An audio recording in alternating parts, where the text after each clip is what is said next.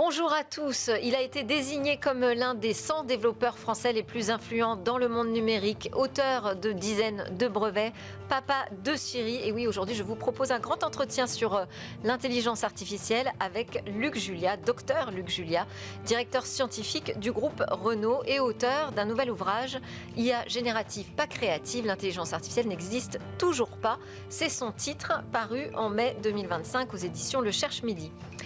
Dans cette édition également, on aura un rendez-vous sur l'économie numérique pour s'intéresser au rapport entre l'intelligence artificielle générative, encore elle, et le droit d'auteur. Mais d'abord, on va s'intéresser aux jeux vidéo avec en ouverture une interview sur les forces du jeu vidéo français. Bonjour Nicolas Godement. Bonjour Delphine. Vous êtes le CEO, cofondateur de Twin Sales Interactive, éditeur de jeux vidéo indépendants, anciennement Asmodée Digital, qui vient donc de sortir du groupe Asmodée par une opération de rachat par l'équipe en interne, c'est bien ça? Oui, c'est absolument ça. C'est quelque chose qui était prévu depuis quasiment 2 ans, qui aurait pu prendre différentes formes et qui s'est fait en très bonne intelligence avec les équipes d'Asmodée, qui a mis un petit peu de temps à se faire pour plein de raisons. Mais, Et pourquoi cette décision de sortir? Alors, à la base, on s'appelait Asmodée Digital et on était spécialisé dans les adaptations de jeux de société en jeux vidéo, puisque peut-être que vous ou vos téléspectateurs savent qu'Asmodée est un grand groupe mondial du jeu de société. Et puis au fil des années, on a fait évoluer notre modèle et on est devenu un éditeur de jeux indépendants, c'est-à-dire des jeux vidéo qui peuvent être des jeux d'action, des jeux de survie, des jeux de management qui en fait avaient plus grand-chose à voir avec des jeux de société. C'est pour ça qu'il y a quelques années, j'ai renommé cette division en Twin Sales.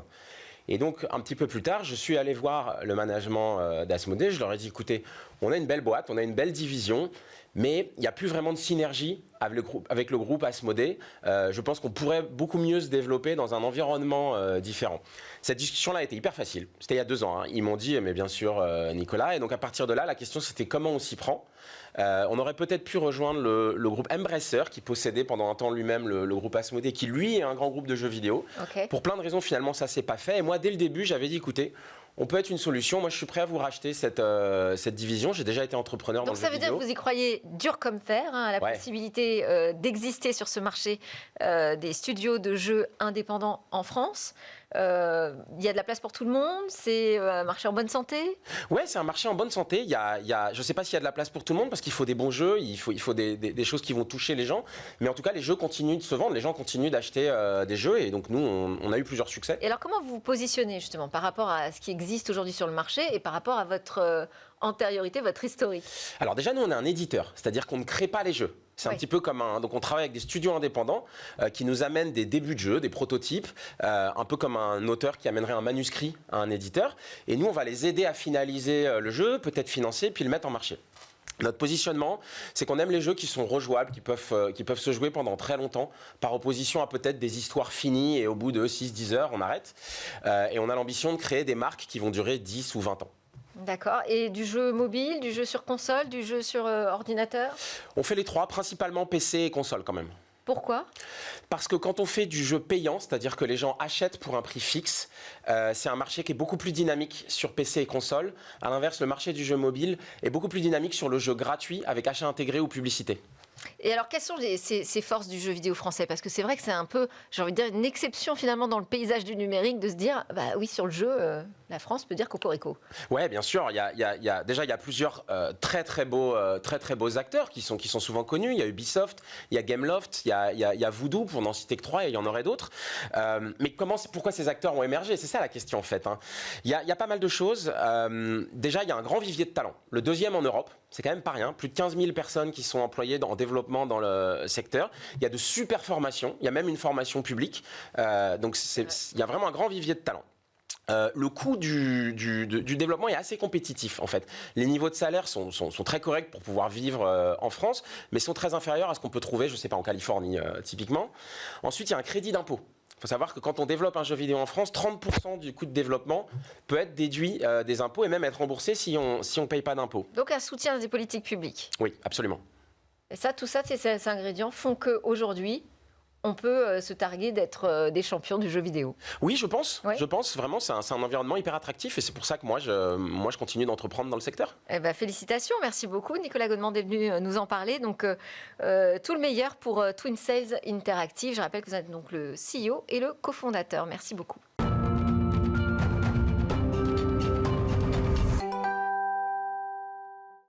Docteur en informatique, membre de l'Académie nationale des technologies, décoré de la Légion d'honneur en 2020, qui est la plus haute distinction française, désigné aussi comme l'un des 100 développeurs français les plus influents dans le monde numérique, des dizaines de brevets à son actif, papa de Siri, je pense que vous commencez à me voir venir. Mon grand invité aujourd'hui est Luc Julia, directeur scientifique du groupe Renault, auteur de IA générative pas créative, l'intelligence artificielle n'existe toujours pas, nous dit-il, dans son ouvrage paru en mai 2025 aux éditions Le Cherche Midi. Bonjour Luc Julia. Bonjour.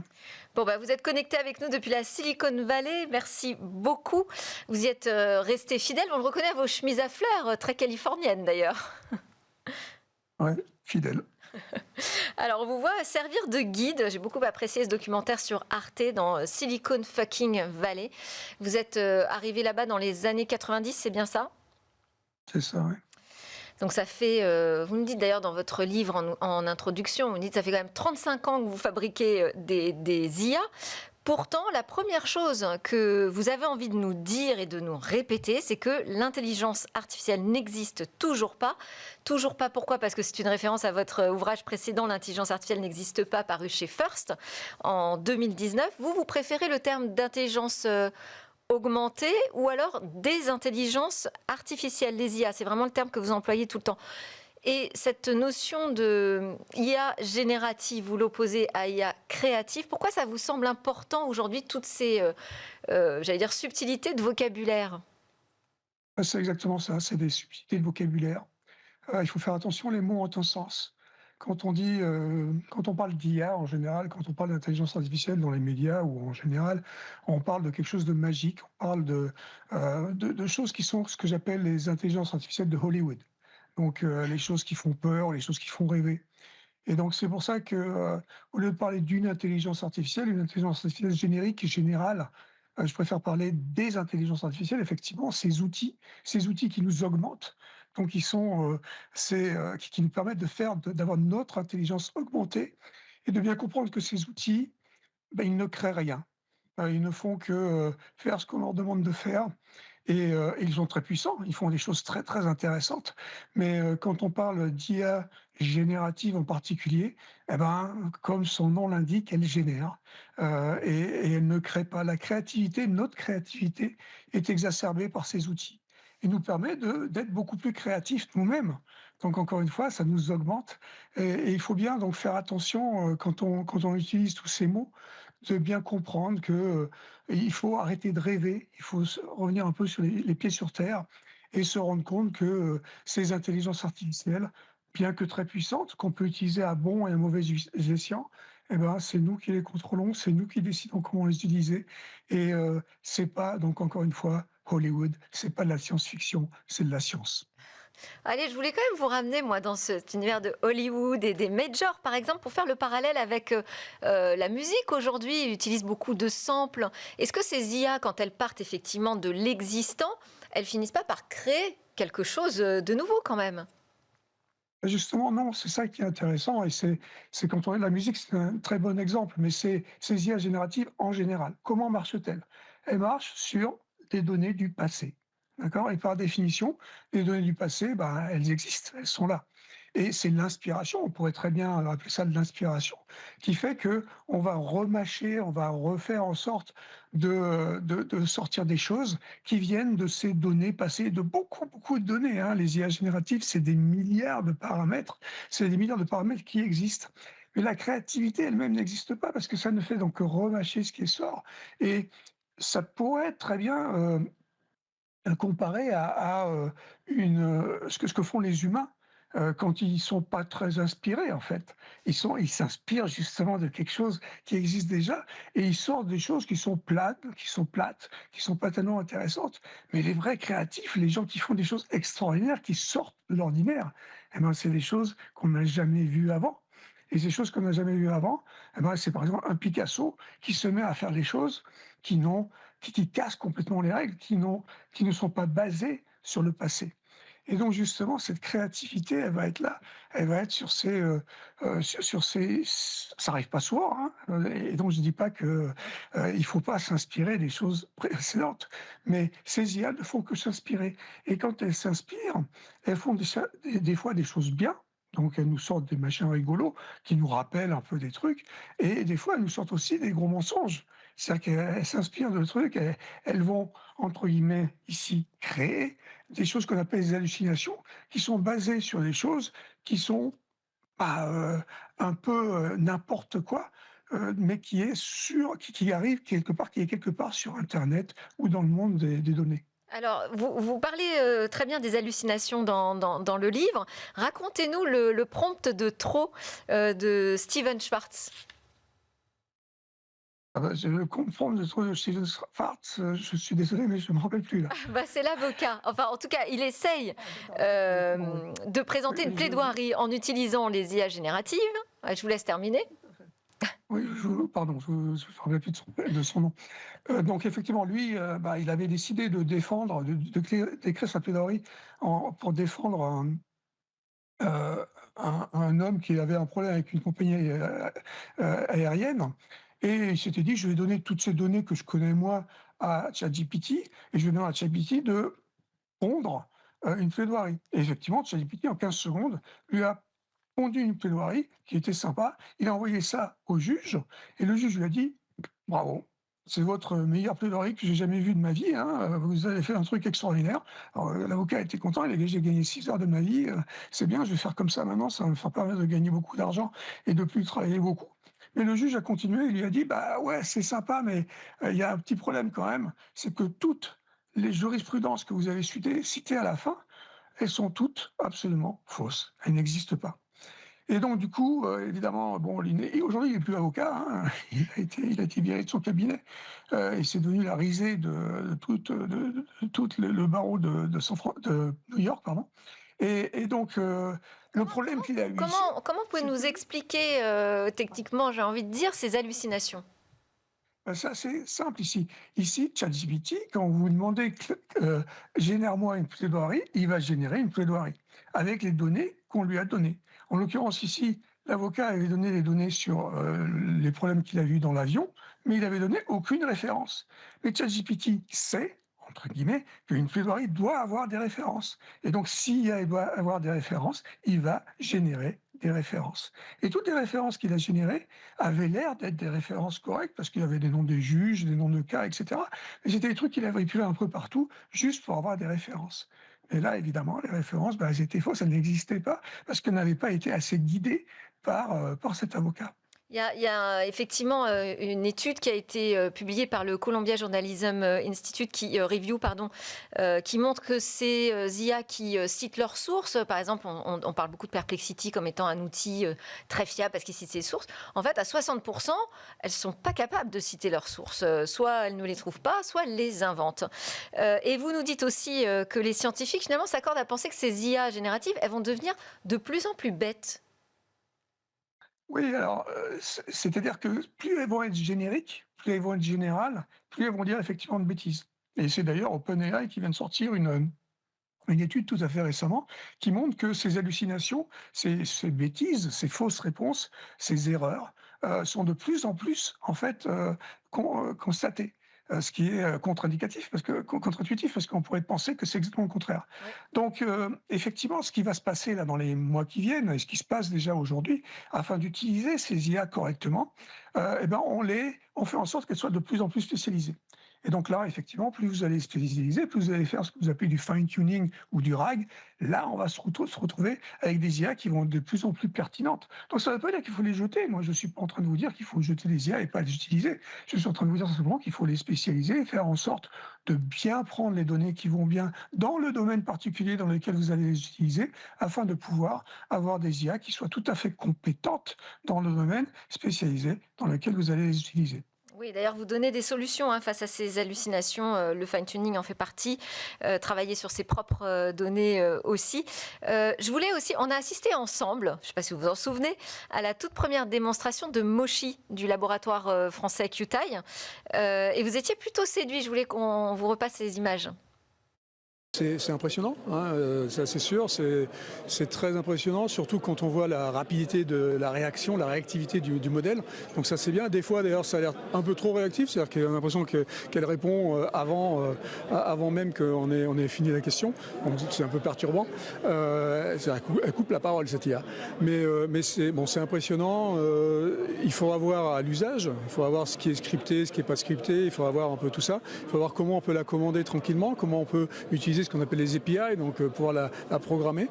Mais la présentation est impressionnante. Les gens qui travaillent dessus, l'équipe qui travaille dessus est impressionnante aussi. Hein, c'est des gens connus, c'est des gens qui travaillent depuis longtemps sur ces sujets-là. Donc globalement, je pense que c'est encore une raison d'être fier d'avoir quelque chose comme ça en France. Oh, donc vous étiez quand même plutôt positif. Comment vous voyez quand même tous les progrès qui sont aujourd'hui faits? Alors, on parle ici là du laboratoire français, mais même du côté des géants de l'IA générative aux États-Unis. On voit chaque version est encore plus spectaculaire que la précédente. Ils travaillent justement à corriger ce problème d'hallucination. Est-ce qu'on va réussir à avoir l'IA générative parfaite demain, ou ça vous semble pas possible, ça? Non, le parfait n'existe pas. Donc déjà, il faut se calmer sur le parfait. C'est ce qu'on appellerait cette IA générale Oui. dont on rêve et dont certains rêvent. Donc ça ne va pas être possible. Par contre, ce qui est intéressant avec QTI, d'ailleurs une boîte américaine qui a fait un truc qui est basé sur QTI et qui est vraiment très impressionnant, qui s'appelle Sésame. On voit ces progrès effectivement dans la conversation, dans le fait que ces IA peuvent avoir l'air beaucoup plus conversationnel. Et le mot-clé dans ce que je viens de dire, c'est avoir l'air. Avoir l'air, oui. Parce que la chose, c'est que c'est du coup très difficile de les contrôler, parce qu'elles vont juste avoir des conversations qui sont génériques, générales, très compliquées de leur faire dire ce qu'on a envie de leur faire dire. Donc c'est pour ça que ça peut être compliqué, mais c'est intéressant de voir qu'il y a effectivement des techniques de dialogue qui sont de plus en plus intéressantes. Pour ce qui est des IA génératives, ou les IA en général et pas générales, que les gros, les Microsoft et autres Amazon font, ces IA-là effectivement progressent dans des domaines particuliers, et donc ils arrivent à faire des outils très intéressants. Surtout Microsoft, par exemple, dans leurs diverses applications dans lesquelles ils vont appliquer ces IA. C'est intéressant, mais c'est spécialisé et c'est le cours normal de la progression de ces outils. Donc je vois quelque chose de très intéressant, mais le progrès, je dirais, est normal, c'est une évolution. J'aime pas trop parler de révolution, c'est une évolution qu'on voit de plus en plus et qui est normale dans ces domaines particuliers. Alors, je voulais qu'on fasse une interview binaire ensemble. Ça, vous connaissez le binaire? Alors moi, je vais l'être binaire, vous n'êtes pas obligé de l'être dans vos réponses, bien évidemment. Oui ou non, vous êtes bluffé comme le commun des mortels par la faculté de ces IA génératives à mimer notre langage, à faire comme si nous avions un échange finalement d'humain à humain? Je suis impressionné par les progrès qu'on fait depuis une trentaine d'années, hein, depuis qu'on a sorti des choses, enfin, comme Siri, par exemple. Donc effectivement, on a fait des progrès. Maintenant, encore une fois, je trouve que c'est le progrès normal. C'est ce dont on avait rêvé il y a 30 ans. Ça commence à arriver maintenant, mais c'est normal parce qu'on a travaillé pour que ça se passe. Alors, vous êtes un pionnier des interfaces vocales. Vous avez rejoint Apple en 2011, je crois, pour diriger le développement de l'assistant Siri, après en avoir vous-même déposé les premiers brevets avec Adam Cheyer en 1997. Si je vous dis « j'aime » ou « j'aime pas » ceux qui disent du mal de Siri aujourd'hui? Ça ne me dérange pas, c'est normal qu'on dise du mal de Siri parce qu'on peut toujours trouver des moyens et des raisons pour lesquelles on en a peur ou on trouve que ça marche pas. Donc Siri est une vieille technologie, entre guillemets. Apple a un peu de mal à progresser aujourd'hui et à intégrer ces nouveaux systèmes dont on avait parlé, qui sont vraiment conversationnels. Ils vont y arriver. Là, dans quelques jours, au mois de juin, ils vont présenter des choses qui vont certainement s'approcher un peu de tout ce que font les autres, ou au moins le déclarer, au moins l'annoncer. Donc, c'est normal qu'on en ait peur aussi de temps en temps. J'entends des procès, des choses qui se passent qui sont aussi normales en disant ils nous écoutent tout le temps et des choses comme ça, ce qui n'est pas vrai, ce qui n'est pas possible techniquement. Mais bon, il faut que les gens puissent un peu de temps en temps se lâcher là-dessus. Ça ne me dérange pas. Maintenant, je sais qu'il y a 500 millions d'utilisateurs quotidiens dans le monde pour des choses particulières. C'est pas du tout ce qu'on avait imaginé au moment où on avait fait Siri. On avait imaginé que ça serait beaucoup plus générique parce que justement, on pensait que ça allait être beaucoup plus fluide. Mais aujourd'hui, 500 millions d'utilisateurs l'utilisent pour des tâches particulières. Donc, c'est que ça sert quand même à quelque chose. Chapeau bas, j'ai envie de dire. Vous êtes pour ou contre la régulation des usages? En vrai, j'ai un indice dans le livre, mais est-ce qu'il faudrait interdire les utilisations futiles? Alors, c'est compliqué comme question, parce que moi, je suis pro-régulation a priori. D'accord? Donc, la régulation est importante. C'est comme réguler l'utilisation du marteau. Le marteau, pour planter des clous, c'est bien. Pour taper sur la tête du voisin, c'est pas bien. D'accord? Donc, on peut utiliser ces outils à bon et à mauvais escient. Donc, de toute façon, il faut réguler. Maintenant, il ne faut pas réguler n'importe quoi. Malheureusement, en Europe, on a un peu tendance à réguler, à pré-réguler, je veux dire, et donc à essayer de mettre des carcans qui vont potentiellement éviter le progrès dans ces IA et dans ces technologies, quelle que soit la technologie d'ailleurs. Mais bon, il faut à un moment comprendre et faire comprendre aux gens que ces IA sont potentiellement dangereuses pour la façon dont on les utilise, mais aussi de la façon dont elles utilisent les ressources de notre planète. D'accord? Et donc ça, c'est après quelque chose on peut appeler ça de l'éthique, on peut appeler ça de la prise de conscience personnelle. Et donc, comprendre qu'il y a une balance et que quand on utilise ces IA, on utilise des ressources, beaucoup de ressources, en électricité, en eau, pardon, en eau. Ouais. Et donc, du coup, c'est quelque chose qui peut-être un jour doit être régulé et dire, utilisons pas ça pour tout et n'importe quoi, faisons attention aux ressources que ça prend. Alors, vous êtes optimiste ou pessimiste justement face à ces enjeux environnementaux et la massification des utilisations des IA génératives? Alors, c'est aussi une question compliquée. Quand je regarde la Silicon Valley, je suis assez pessimiste parce que les gens n'ont aucune notion de ça. Aux États-Unis, on s'en fiche. On voit ça d'ailleurs avec le président qu'on a ici aujourd'hui. Ces histoires de ressources, on s'en fout. D'accord. Par contre, je suis un peu optimiste quand je vois la jeunesse en général et quand je vois la génération qui arrive, qui prend conscience un peu de ces problèmes. Et j'espère, et surtout peut-être là, l'Europe, sans être forcément trop régulée et en faisant trop régulation, peut-être l'Europe prendra conscience de ces enjeux environnementaux, les jeunes en particulier, et donc du coup demandera à un moment donné d'utiliser un peu moins ces IA pour des choses futiles, comme vous l'avez dit. Merci beaucoup, Luc Julia, d'avoir été avec nous. Je rappelle le titre de votre ouvrage, IA générative, pas créative. L'intelligence artificielle n'existe toujours pas, paru en mai 2025 aux éditions Le Cherche Midi. Merci encore d'avoir été avec nous, ce fut un grand plaisir.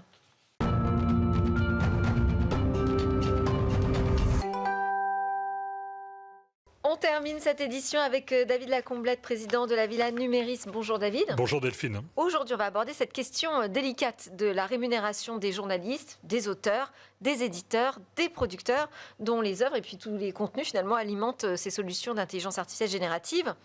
Alors, on les entend aujourd'hui, mais on va peut-être déjà revenir sur cette question du droit d'auteur à l'ère du numérique, parce que c'est quand même pas un sujet tout nouveau. On l'a découvert déjà avec le web.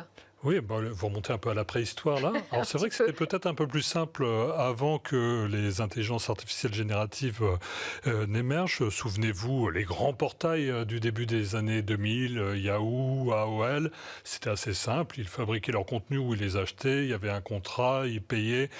Tout le monde, il était content. Ensuite sont venus les moteurs de recherche avec des questions déjà un peu plus épineuses. Est-ce qu'il faut payer pour indexer ou est-ce que l'index l'indexation dans les moteurs de recherche valait rétribution pour envoyer de l'audience. Et on a vu que ce sont des discussions qui ont pris plusieurs années. Il y a eu un accord en début d'année même entre Google et les éditeurs français, ce qui n'a pas empêché d'ailleurs Google d'écoper d'une amende de 250 millions de l'autorité de la concurrence qui estimait qu'elle ne remplissait pas assez ses devoirs l'année dernière. Et ça s'est compliqué forcément avec l'émission des systèmes d'intelligence artificielle, puisque le patrimoine de l'humanité était disponible, il suffisait de se servir.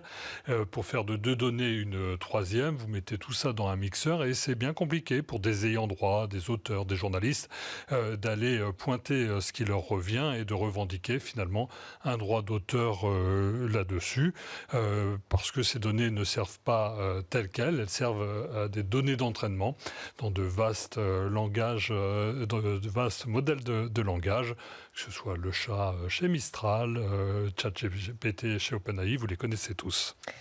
Alors, donc, on parle vraiment d'un nouveau bouleversement, finalement, pour cet écosystème culturel. Oui, et d'ailleurs, je vous renverrai vers deux excellents rapports qui n'en font qu'un du CSPLA. Je vous le donne en mille, Delphine. Oui, c'est sur la production audiovisuelle. Exactement. Je n'ai pas tout l'acronyme. Qui est donc la commission de protection littéraire et artistique. Deux rapports, un juridique, un économique, qui montrent que si les contenus sont protégés, ils sont exploités sans autorisation des grands opérateurs et qu'ils génèrent une concurrence directe finalement de ces contenus. Je m'explique.